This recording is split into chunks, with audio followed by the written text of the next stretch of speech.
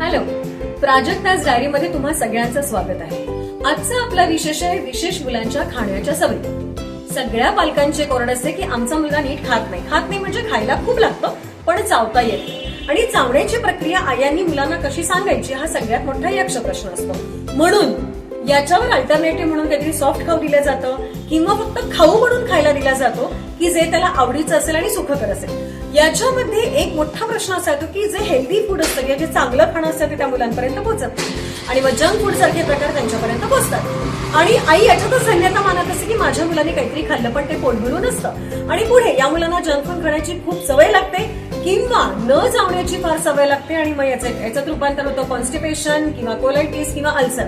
आणि हे प्रॉब्लेम जशी मुलं मोठी होत जातात तसे या मुलांचे प्रॉब्लेम वाढत जातात. आणि कालांतराने जेव्हा यांनी पोट भरून खाणं खायचं असतं तेव्हा या मुलांनी चावायचं कसं हा पुन्हा प्रश्न उद्भवतो आणि मग तेव्हा आईला प्रश्न पडतो की हा चावत नाही तर याचं पुढे काय होणार. अर्थात मुलांनी चावून घास खाल्लाच पाहिजे पण हे सांगता येत नसलं तरी आपल्या तोंडाची प्रक्रिया करून म्हणजे आपल्या तोंडाच्या चावण्याची प्रक्रिया ही मुलांना लहानपणापासून दाखवली तर कदाचित फॉलोअरशिप मध्ये ती प्रक्रिया केल्या जाईल आणि मुलांच्या कडून अन्न जे काही खाणं आहे जो काही खाऊ आहे ते खाल्ल्या जाईल. आणि त्यातही जे कठीण पदार्थ आहे ते मुलांना दिले पाहिजे म्हणजे फळं सुद्धा दिले पाहिजे किंवा ड्रायफ्रूट सारख्या गोष्टी सुद्धा मुलांना दिल्या पाहिजे ज्याच्यामध्ये दाताचा वापर होईल किंवा त्याचे तुकडे करण्यासाठी दात खूपदा वर खाली करावे लागतील चू करावे लागतील आणि घास कसा तोडावा ही प्रक्रिया आपोआप त्यांना कळेल.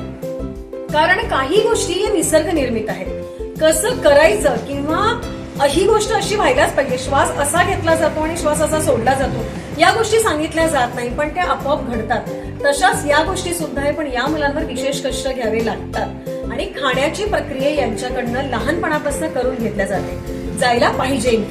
म्हणूनच खाणं या गोष्टीला दुय्यम स्तर न देता लहानपणापासून मुलांना कठीण पदार्थ खायला द्या. त्याचे तुकडे कसे केले पाहिजे तुमची ही जी मुवमेंट आहे तुमच्या तोंडाची जी मुवमेंट असते खाण्याची ती त्यांना कायमस्वरूपी दाखवत राहा. 100 वेळा दाखवला कदाचित तो त्याला फॉलो करेल तशी प्रक्रिया करून बघेल आणि त्याला एक घास बारीक चावून खाल्ला पाहिजे हे कळेल. हे करणं फार गरजेचं आहे. पुढचे जर धोके टाळायचे असेल तर आत्ताच तुम्हाला यावर काम करावं लागेल. तर आजपासून सुरुवात करा. मुलांना म्हणजे एक गोष्ट ठरवा की 7 दिवस किंवा महिनाभर मी माझ्या मुलाला खाण्याची प्रक्रिया शिकवणार आहे आणि ती प्रक्रिया आईनं समोर बसूनच मुलांना शिकवली पाहिजे किंवा घरच्या व्यक्तीने केली पाहिजे. हे करून बघा. असं जर केलं तर पुढचे धोके तुमचे नक्की टळतील. त्यामुळे खाणं किंवा खाण्याची प्रक्रिया कशी असावी हे समजून सांगणं खूप महत्वाचं आहे. विशेष मुलांबाबतीत जर तुम्हाला काही प्रश्न भेडसावत असेल तर डिस्क्रिप्शन बॉक्समध्ये नक्की लिहा आणि प्राजक्ताज डायरीमध्ये ते सगळे विषय हाताळले जातील. त्यामुळे लाईक करा, शेअर करा, सबस्क्राईब करा आणि मुख्य शेअर नक्की करा कारण तुम्हाला जरी गरज नसेल तरी ज्यांना गरज आहे त्यांच्यापर्यंत व्हिडिओज पोहोचवू द्या आणि पोहोचवायला पैसे लागत नाही तर तुम्ही नक्की करा.